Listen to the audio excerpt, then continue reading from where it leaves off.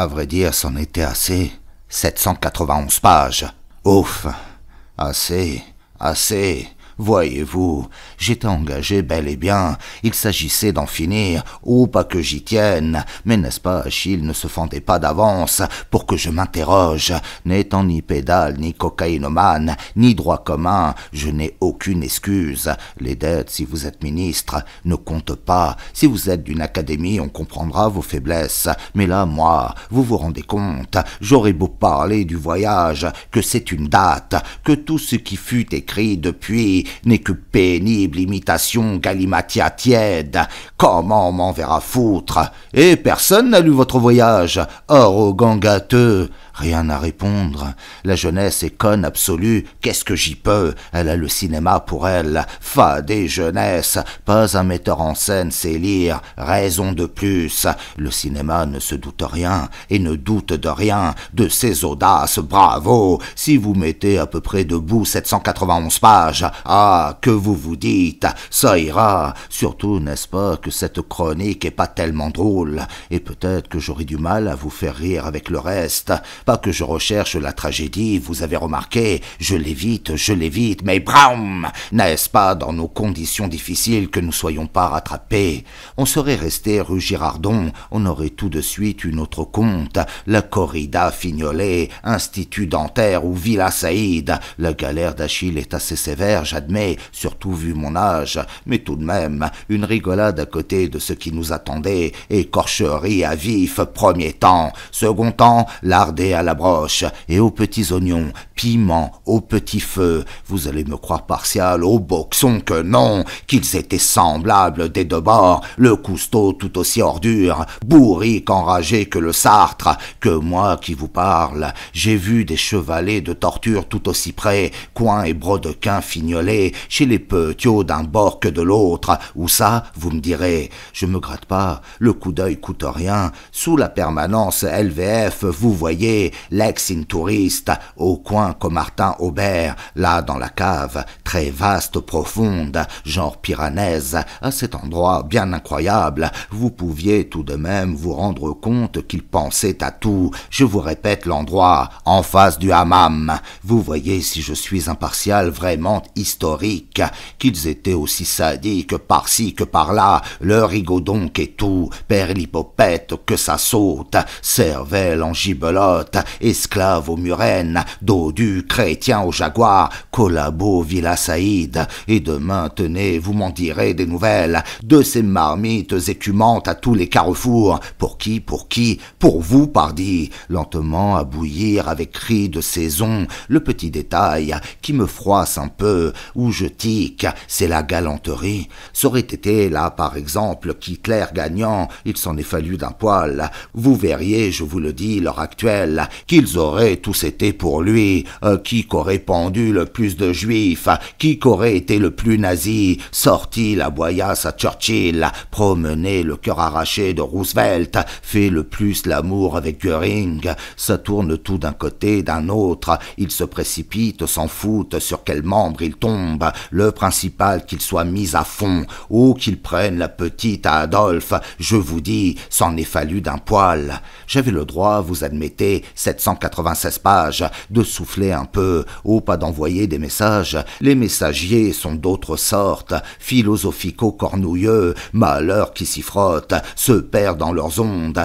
pissotières, terrasses, abbayes, complexes, algues, entortillages, vous vous retrouvez plus. Toc toc, quelqu'un frappe. Wouh! Miaou, miaou, tui, tui. Je vous imite la meute, et les arbres, les oiseaux, et dring, la porte, et le chat flûte, c'est un téméraire. Entrez, entrez. Ah, bonjour. C'est du Cournot, lui c'est du sérieux, il vient pas pour rien, tout de suite nous tombons d'accord, a encore quelques petits doutes, ça y est, à peine un accent, une virgule, il faut se méfier des correcteurs, ils ont, n'est-ce pas, le solide bon sens mort du rythme, tous baiseurs de femmes imparfaites, je sais ce que j'avance, du Cournot vient me voir pour la NRF, vous vous êtes douté, pour les ultimes menus chichis, pelure de coquille, sur le papier que vous savez, des cuves du fin bout de terre, de chez Madame Bolloré, des retouches s'il se peut, nul n'ose. Pensez, voyage et mort à crédit, apparaître vers la fin de l'année, sous son commandement, qu'on se le dise, puisqu'il est là, nous venons à parler de choses et d'autres. Balzac, à propos, Balzac serait venu à Meudon, il aurait demeuré à Bellevue chez le comte Apponyi, alors ambassadeur d'Autriche. Ducournau est balzacien, mais pas qu'un peu en dilettante, non, très sérieux, il n'a pas ménagé sa peine pour retrouver trace de Balzac et de ce comte Apponyi, recherche partout vaine, à la mairie, au cadastre, chez le notaire, rien. Si un lecteur a une idée, il serait bien aimable de m'écrire. Nous en sommes là. Et vous, me demande Ducournau, vos affaires? Mon cher Ducournau, c'est pas la Pléiade et ses 4% de droits d'auteur qui va mettre à l'aise. Évidemment, 4%, c'est se foutre des muses. Les auteurs de la Pléiade ne vont pas se plaindre. Ils sont tous morts, sauf 2, 3, là, survivants, Duordemèche, Bustapate, et moi qui râle. Duordemèche est riche, Bustapate a besoin de personne. Nanti à l'antique, faisant d'Olympe, coqueluche des académies. Vous, votre cas est vraiment hideux, pléiadeux, semi-vivant, presque ignoré, sauf votre passé de gibier de potence. Ducournau disait vrai, mais si je râle pour ces 4% et que cette Pléiade est qu'une maquereauterie éhontée, je serais envoyé foutre, bourré d'autres outrages, chassé du cimetière. Ducournau est bien d'accord. Déjà mon père, ma mère ont pas tenu au Père-Lachaise, on leur a effacé leur nom. Mon cher Balzacien, les choses en resteront pas là. Pourquoi? Pourquoi? Voici, je suis informé.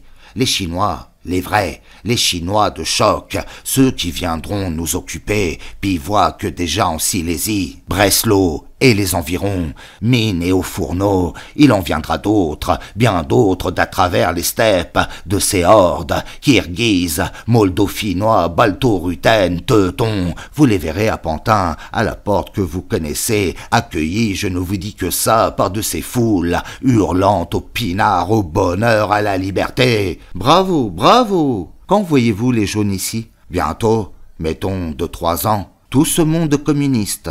Il va de soi, détail, l'important le sang seul est sérieux, tout ce sang dominant, n'oubliez pas. Je lui fais remarquer qu'à Byzance, il s'occupait du sexe des anges au moment où déjà les Turcs secouaient les remparts, foutaient le feu au bas quartier, comme chez nous maintenant l'Algérie. Nos grands transitaires vont pas s'en occuper du sexe des anges, ni de périls jaunes, manger qui les intéresse, toujours mieux, et vins assortis de ces cartes, de ces menus. Ils sont ou sont pas les maîtres du peuple, le plus gourmand du monde, et le mieux imbibé.